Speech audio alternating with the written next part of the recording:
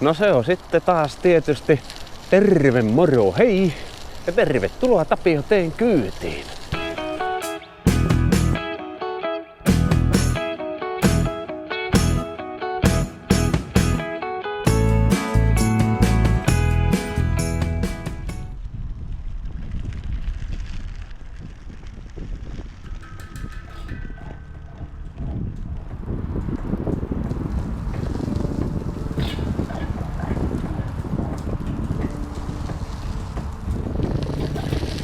Toukokuu on hyvässä käynnissä, ajosäät mainiot. Sitten kun tämmönen ilta, aurinko paistaa, tuulee etelästä päin. Kuuntelen taas fiiliksiä, niin mitä pyöräilyaiheesta mä haluan tehdä tänä iltana? No hyvänä aika tämmöstä pientä hiekkatieajelua Haltialla ja takaisin. Näet kuvassa tuon metsän. Aion ajaa sitä kautta. En aja Haltiallaan suinkaan suorinta tietä tänään. Yhtenä iltana on kiva käydä ajelemassa asfalttia pitkin. Lähellä tai kaukana. Tää sieltä ajelee. Toisena iltana, kuten tänään. Sitä sitten niinku oma mieli kutsuu lähtemään tänne soraisemmille ja neulaspainotteisemmille pikkuteille. Katorskini kestää. Se on tämän rengastuksen etu. Mitä uutta ja maata mullistavaa pyöräilyaiheesta sisältää en varmasti tälle videolle keksi. Oli vaan semmonen olo, että ei ole vaivaa eikä mikään ottaa mukaan näitä kahta kameraa tänne ja pistää tässä ajon aikana kuvaamaan ja rupaatella tästä videokuvan ja äänen välityksellä sinulle näitä tunnelmia tältä ilta-ajolta.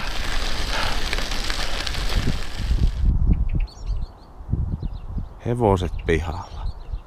Ihan yhtä lailla kuin tämä ralekkikin.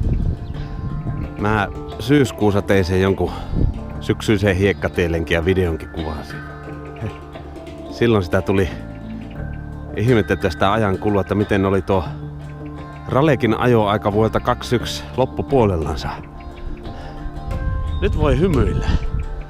Nyt on tämä ajoaika yhtä lailla aluillansa. Onkohan 4. tai 5. lenkki ehkä, kun olen ulkona tällä liikkeellä. Eihän mä tällä olekaan muualla kuin ulkona ajanut. Ei tästä sisäpyöräksi oikein oo. Mutta tämmöiseen kevyen gravelöintiin tämä käy oikein hyvästi, kun pistää Katorskinin sisällä oleviin sisänakkeihin semmoisen 6 baaria painetta. Pienet kivet lentävät pois renkaiden alta. Siinä mielessä kyllä vuodet seuraa toisiaan ja on niin sanotusti veljeksiä keskenään, että taitaa olla 3. kevät putkeen, kun alkaa tässä vaiheessa joskus huhti-toukokuussa innostaa tämmönen gravelöinti nimenomaan ralehkilla. Vaikka sitä olisi paljasta asfalttia tarjolla, joku näissä lähihiekkateissä kuitenkin aina jaksaa kiehtoa. Se onkin oikeastaan hyvä, että tämä pyöräily ja videoiden teko on semmonen, että saa tehdä asiat niinkö ihtiä huvittaa. Sitä kuitenkin työt on hoidettava ja perhe-elämä elettävä.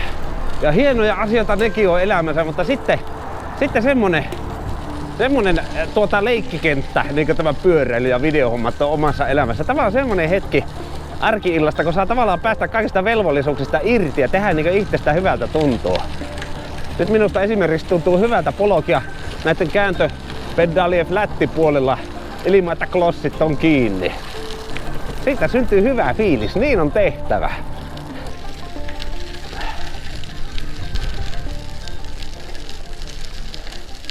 Taidanpas tehdä lenkilleni jatkoa tätä pitkää suoraa pitkin, joka menee tuohon aivan Haltialan maatilan nurkille.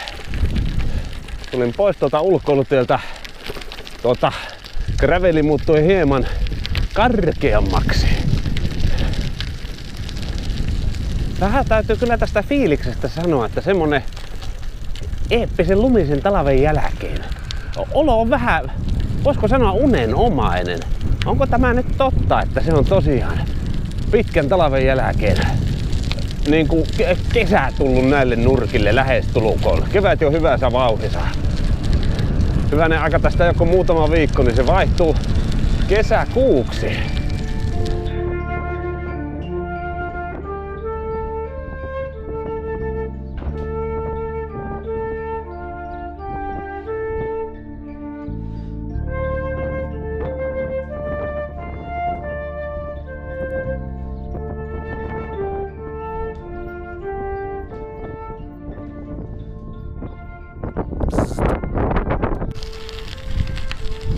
On kyllä komiemman puoleinen, vanhemman mallinen traktori.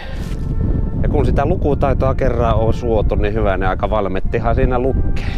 Valtion metallitehdas, vaan mistä se lienee lyhenne.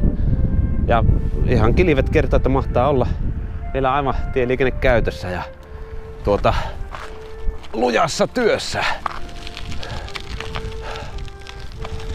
Tarkempi tarkastelu ja havainnointi osoittaa, että kanat ja muut elukat mahtaa olla vielä tuolla Kanalassa, se sijat Sikalassa ja lampaat Lampolassa. Sen verran viliposaa kuitenkin pitelee, että minä en jää nyt terassille istoskelemaan, vaan hoitelen siististi tämän pienen Toratien iltaspinnin loppuun. Nyt lähdetään kotia kohti.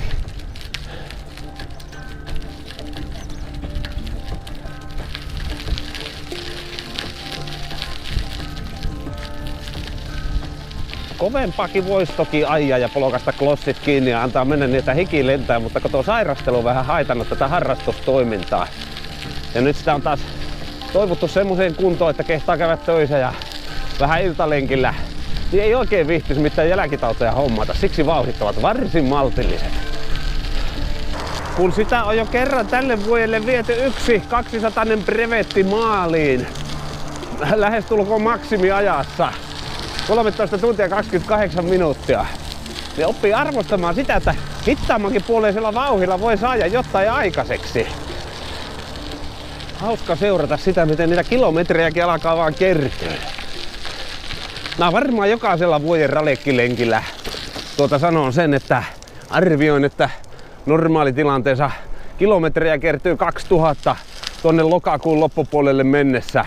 Katsotaanpa tässä vaiheessa, kun tätä lenkkiä on ajettu tuommoinen melkein 12 kilsaa ja mitähän 2-3 kilometriä on maaliin matkaa, että paljonko totaalilukema sanoo?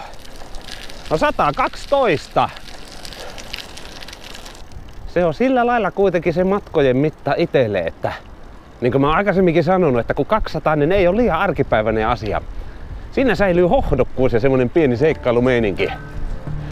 Ja sitten kuitenkin se on aikataulullisesti semmonen helppo toteuttaa vaikka yhteen viikonloppupäivään ja selviää vielä illaksi kotiin ja saunaan ja suihkuun ja seuraavana päivänä freesinä töihin. On kyllä pyörää ollut jos monen näköistä.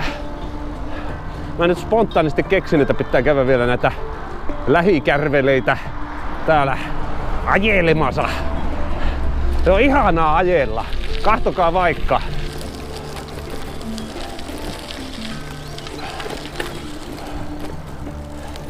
Nämä nyt on tietysti niin tuttuja lähimetsän polkuja.